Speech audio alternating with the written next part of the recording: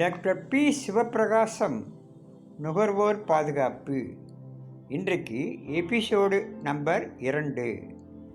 வெப்பத்தால் அதிகரிக்கும் மாரடைப்பு. மனிதர்களுக்கு மரணத்தை ஏற்படுத்தும் முக்கியமான காரணங்களில் ஒன்று மாரடைப்பு. உயர் இரத்த அழுத்தம், நீரிழிவு, அதீத கொழுப்பு, மது நுகர்வு ஆகியவை மாரடைப்பு ஏற்படுவதற்கு காரணங்களாக இருக்கின்றன என்றாலும் அதிகரிக்கும் வெப்பநிலை மாரடைப்பு ஏற்படுவதற்கு எவ்வாறு காரணமாகிறது என்பது இதுவரை ஆராயப்படவில்லை.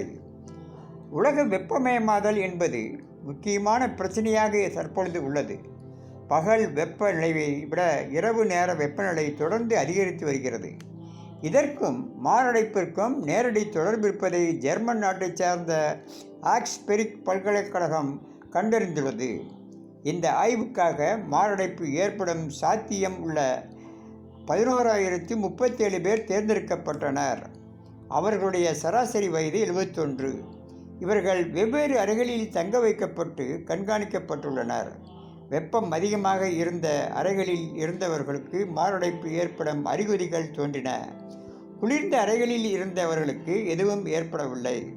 இந்த ஆய்வின் முடிவில் இரவு நேர வெப்பநிலையால் மாரடைப்பு ஏற்படும் வாய்ப்பு 7% அதிகரிப்பது தெரிய வந்துள்ளது.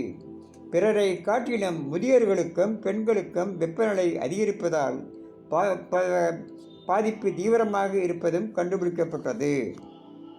நகர்ப்புறங்களில் கான்கிரீட் வீடுகளில் பகல் நேரத்தில் உள்ளே வந்த வெப்பம் அவ்வளவு எளிதாக வீட்டை விட்டு வெளியேறுவது இல்லை. இதனால் அறைகளில் வெப்பநிலை அதிகமாகவே இருக்கிறது. அதனால் தான் மாரடைப்பு சதவீதம் கிராமப்புறங்களை விட நகரங்களில் அதிகமாக இருப்பதாக மருத்துவர்கள் கூறுகின்றனர். இத்தகைய கண்டுபிடிப்பின் மூலம் தமிழ்நாட்டின் நகர்ப்புற மக்களுக்கு பெரிதளவில் பாதிப்பு ஏற்படும்.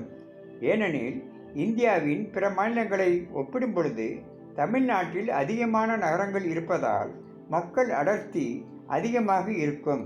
மாசு கட்டுப்பாடற்ற நகரங்களில் வாழும் இம்மக்களின் உடல்நிலையும் பாதிப்பு அடைந்து வெப்பத்தினால் ஏற்படும் மாரடைப்புக்கு ஆளாகின்றனர்.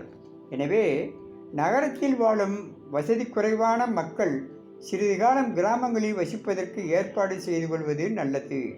பணபலம் படைத்த மக்கள் கோடை வாசத்தலங்களுக்கு சென்று வரலாம். நகரங்களில் உள்ள மாடி வீட்டில் குடியிருப்பவர்கள் தான் அதிகம் பாதிக்கப்படுகின்றனர். இவர்கள் இரவில் வீட்டில் உள்ள அனைத்து ஜன்னல்களையும் திறந்து வைத்து தூங்கினால் தங்களது வீட்டின் அறைகளில் வெப்பம் குறைந்து குளிர்ந்த காற்றுடன் நன்கு தூங்க இயலும். அத்துடன் தூங்குவதற்கு முன்பு குளித்துவிட்டு தூங்குவது நல்லது. மாசு நிறைந்த காலகட்டத்தில் மனிதர்களின் உடல் உறுப்புகள் பாதிப்படையாமல் இருக்க இது உதவும். வணக்கம்.